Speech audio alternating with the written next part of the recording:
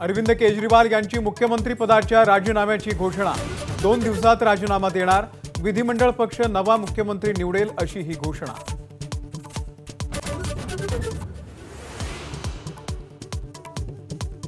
February 2025 मध्ये दिल्लीच्या निवडणुका नियोजित, तरीही महाराष्ट्रासोबत दिल्लीच्याही निवडणुका घेण्याचं केजरीवाल यांचं आव्हान।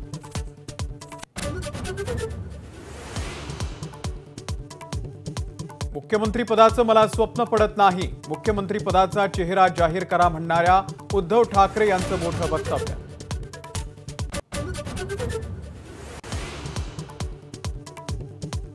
बहिणींना 1,500 रुपये देण्यापेक्षा त्यांची अब्रू वाचवा, शरद पवार यांचा शिंदे सरकारवरती हल्लाबोल। काही लोकांना सत्तेचा माज चढलाय अशी ही टीका।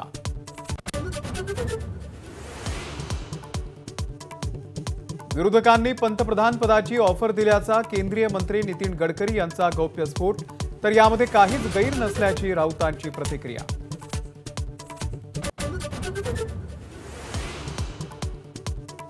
नंदुरबारमध्ये भाजपला मोठा धक्का बसण्याचे संकेत। आदिवासी विकास मंत्री विजयकुमार गावित यांचे भाऊ राजेंद्र गावित बंडखोरीच्या पवित्र्यात।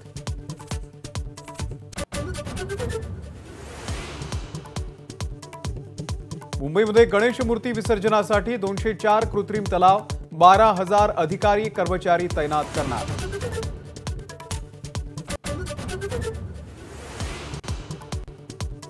लालबागच्या राजाच्या चरणी स्पर्शाची रांग उद्या सकाळी 6 वाजल्यापासून बंद, तसंच मुखदर्शनाची रांग उद्या रात्री 12 नंतर बंद।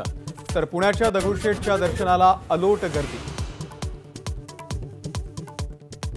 धुळे जिल्ह्यामध्ये रस्ते अपघातात 4 जण ठार। भागवत कथा ऐकून परत येत असताना काळानं गाठलं, धडक दिलेल्या वाहनाचा चालक मद्यधुंद।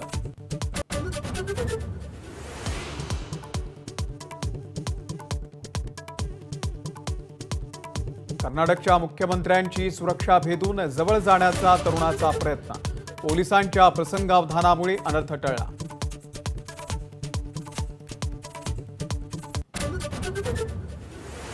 जळगावमध्ये पतीला हॉस्पिटलमध्ये नेणाऱ्या पत्नीचा हृदयविकाराने मृत्यू।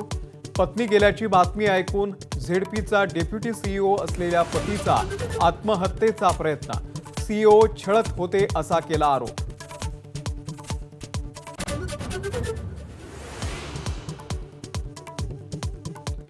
उपराष्ट्रपती जगदीप धनखड यांच्या हस्ते संविधान मंदिराचं लोकार्पण।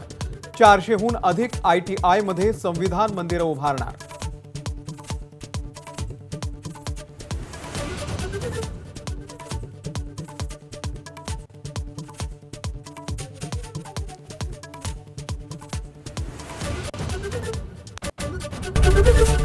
ABP माझा, उघडा डोळे बघा नीट।